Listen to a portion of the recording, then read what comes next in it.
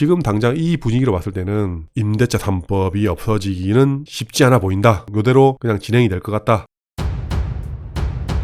질문이 향후 집값 상승 유지 하락 어떻게 예상합니까? 예상은 전 못합니다. 하고 싶지도 않고 맞는다는 보장도 없고, 예상이라기보다는 일단은 취득세, 양도세, 종부세가 완화가 될 만큼 확실하게 떨어져야 된다라고 생각하고 있거든요. 떨어지는 게 어디가? 저희 경남 창원이, 전라남도 목포가, 지방 이런 동네는 관심이 없고요. 그러니까 모든 정책의 근간은 압구정, 반포, 대치, 개포, 그리고 잠실, 최근에는 또 용산, 여의도, 마포 이런 서울의 핵심 지역들이 가격이 올라버리면 세금적인 부분을 풀 수가 없어요. 세금을 못 푼다, 세금을 더 쪼은다, 규제지역을 늘린다.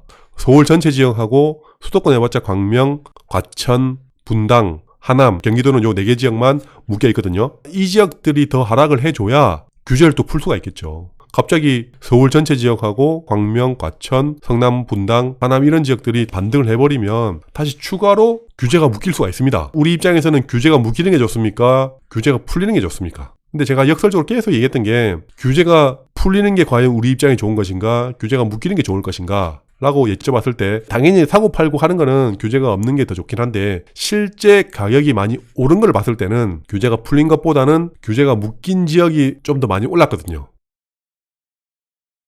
문재인 때 얼마나 올랐습니까? 반포 아크로리브 파크 이것만 보더라도 실제 분양가 13억짜리가 45억이 됐습니다. 최근에는 거래 없겠죠? 예전에 13년도 이게 11월달 분양한 거거든요. 분양가 13억짜리 16년도에 20억 정도 하던 게 45억까지 찍었지 않습니까? 그 뒤로는 지금 거래가 없어요. 매물은 몇 개 나왔는지 봅시다. 갑자기 궁금해지네요. 미친 거지. 13억짜리가 45억이 되면 몇 배가 오른 겁니까? 3배 이상 오른 거잖아요. 왜? 유동성 돈이 많이 풀려서? 그러기에는 아크로리버 파크만 돈이 많이 풀렸습니까? 매물이 지금 93개 있습니다. 93개가 있는데 최근에 실거래된 게 별로 없습니다. 사람들이 너무 많이 오른 가격을 부담스러워 하는 거예요, 지금. 33평, 34평, 38억. 엄청나게 금매가 나올 것 같지는 않네요. 쉽게 사줄 사람이 별로 없는 거예요. 하나 사러 갑시다. 40억짜리 한 5억 깎아서 35억에 삽시다. 35억에 사면 전세를 얼마? 지금 내가 사고 싶어도 다주택자 입장에서는 내가 취득세 12% 내야 돼요. 40억에 산다 하더라도 전세 가격이 얼마입니까? 그러니까 많이 받아야 20억입니다. 40억에 사서 전세 20억에 놓으면 투자금 20억입니다. 그리고 취득세 12% 얼마입니까? 이것도 5억인가? 취득세만 5억이다. 45억에 전세 20억 주면 투자금 25억이 들어갑니다. 다시 한번 생각해 보시면 여러분 입장에서는 한강뷰가 보이고 반포동이고 새 아파트고 메인 동네라서 투자금 25억으로 이거 하나 사고 말래. 야, 25억이면 물론 내가 돈이 엄청 많으면 이거 뭐 한두 개 이것도 사고 압구정도 하나 사고 이렇게 하면 되겠지만 25억 투자금이면 월세에 나오는 상가 건물을 몇 개 사는 게 낫지 않나? 이런 생각도 좀 드네요. 물론 뭐 사람들마다 투자 종목이나 투자 스타일은 다 다르겠지만, 아니면 한남 뉴타운 살 수 있는 종류가 너무 많아요. 개포동, 도곡동 가볼까요? 음아파트를 산다 하더라도 매물이 190개입니다. 전세가 380개고 최근에 거래가 좀 되긴 됐네. 예전에 28억 거래됐던 게 지금 21억 정도, 한 7억 정도 더 밑으로 떨어질지. 음아파트 같은 경우도 투자금이 이것도 만만치 않습니다. 왜냐하면 전세가 자체가 너무 낮기 때문에. 전세가 너무 많다. 380개.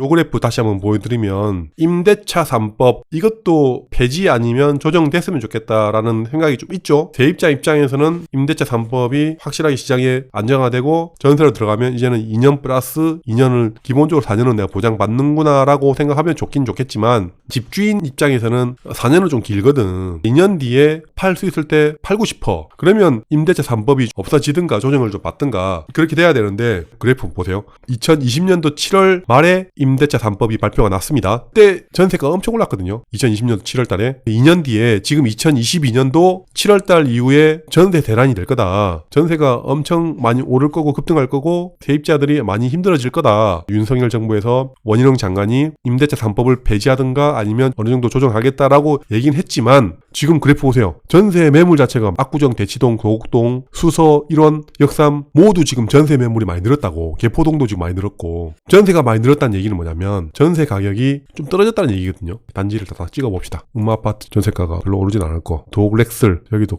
전세 가격이 엄청 폭등을 하고 세입자들이 엄청 힘들어지고 이랬으면 임대차 3법 자체가 문제가 있기 때문에 다시 조정을 해야 되겠습니다라고 그렇게 얘기할 명분이 있을 텐데, 지금 전세 매물 자체가 매물 개수만 보더라도 미도가 300개 전세, 60개, 20개, 30개, 개포 60개, 개포 자이 프레지던스 매물 700개, DH 하너 힐스 전세 100개, 이거 레미안 블레스티지도 전세 150개. 전세 매물이 지금 너무 많은 거예요. 레드펠도 지금 전세 110개다. 전세 가격이 조금 흔들리겠죠? 동렉슬도 전세 130개. 서울은 대단지가 큰 것들은 전세 개수가 너무 많아. 엘스 리센치도 난리 났겠죠? 엘스도 전세 300개, 리센치도 전세 320개, 트리지움도 전세 200개, 파크리오도 전세 200개, 헬리오시티도 전세 880개다. 이렇게 되면 임대차 3법을 원점으로 다시 합시다라는 얘기가 나올 만한 건덕지가 없는 거예요, 지금. 우리 입장에서는 애매하죠. 힘없는 세입자들이 2년 더 살게 해준다라고 하면 뭐 좋은 일이죠. 좋은 일인데 집주인들 입장에서는 뭐가 문제냐면 세입자를 2년 뒤에 결국은 내가 사서 전세를 줬어. 그럼 2년 뒤에 선택지가 그냥 5%만 올리고 계약갱신을 쓰든가 아니면 내보내려면 예전에는 임대차 3법이 없었을 때는 2년 다가오면 내가 집을 팔 거니까 나가세요라고 시원하게 얘기를 했다고. 내가 보증금을 굳이 다 준비하지 않아도 집이 팔리면 그 돈을 받고 세입자가 나갔어야 돼. 근데 이제는 내가 무조건 내보내려면 세입자 보증금을 100% 다 준비를 해야 돼요. 그게 조금 힘들 수 있다 이거죠. 아니면 지금 분위기를 봤을 때는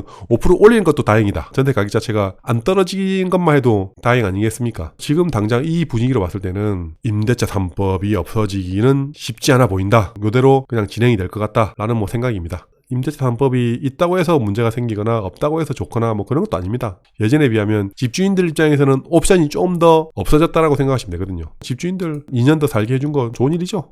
그래서 서울 자체가 상승할 거냐 하락할 거냐 어떻게 예상하느냐라고 물어봤을 때 예상은 잘 모르겠고 당장 서울 핵심 지역들이 바닥을 찍고 반등할 것 같지 않습니다. 그러니까 이 분위기가 좀 더 길어져야 되고 그렇게 되려면 서울 지역들 뭐가 풀려야 되죠? 조정 대상 지역, 규제 지역이 좀 더 풀려야죠. 누누이 저는 얘기했지만 규제 지역이 풀리면 좋은 게 아닙니다. 규제 지역이 풀리면 더 힘들어질 거예요. 최근에 11월 10일 날 인천 규제 지역이 풀렸죠? 그러면 인천한테 좋은 것인가? 훨씬 더 안 좋은 일이라고 계속 얘기했었습니다. 인천이 조정지역이 풀려버리면 완전히 지옥문이 열릴 것이다 라고 몇 번 얘기했거든요. 진짜 그런지 한번 볼까요? 인천의 매물 건수만 간단하게 한번 봅시다. 지금 보면 연수구도 마찬가지고 부평구도 마찬가지고 서구도 마찬가지고 매물 자체가 너무 많아요. 인천은 남동구, 계양구, 중구. 이 상태에서 미추홀구도 지금 엄청 많고 동구도 지금 엄청 많고 그러니까 매물이 이렇게 많은 상태에서 조정 대상 지역이 풀려버리면 다주택자 입장에서는 팔 수 있는 옵션이 하나 더 생기는 겁니다. 시장에 매물을 하나 더 낼 수 있는 옵션이 생기다 보니까 내놨는데 안 팔려 전세로 돌려야지. 그러면 어떻게 되죠? 매물 건수도 늘어나고 전세 건수도 같이 늘어나는 겁니다. 그럼 어떻게 되겠습니까? 당연히 가격은 더 떨어지겠죠. 이렇게.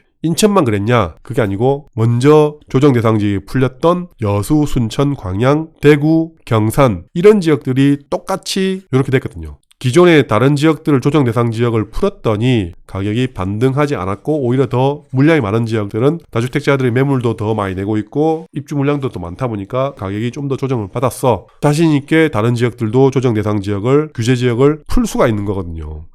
문재인 정부하고 윤석열 정부하고 제일 큰 차이점이 뭐냐면 문재인 정부는 규제를 늘렸고 사고 팔고를 많이 못하다 보니까 제일 좋은 거 한두 개만 사자. 매물도 다 잠가버리고 팔면 양도세가 너무 크다 보니까 팔지 않고 매물을 더 걷어. 시장에 매물이 없다 보니까 가격이 더 올랐고 윤석열 정부에서는 세금적인 부분을 풀다 보니까 시장에 매물이 많이 나올 수밖에 없는 구조로 만들었죠. 그러다 보니까 가격은 조정을 받고 있죠. 결국은 제가 볼 때는 단순한 겁니다. 세금을 쪼으면 가격은 올라가고 세금을 풀면 가격이 떨어지고 문재인 정부에서는 서민을 위한다는 정책으로 세금적인 부분을 쪼았거든요. 결론적으로 얘기하면 서민이 과연 잘 살게 되었냐, 집값이 떨어져야 서민이 좋은 거냐, 상승을 해야 서민이 좋은 거냐, 이건 잘 모르겠지만 여러분들은 어떻게 보십니까?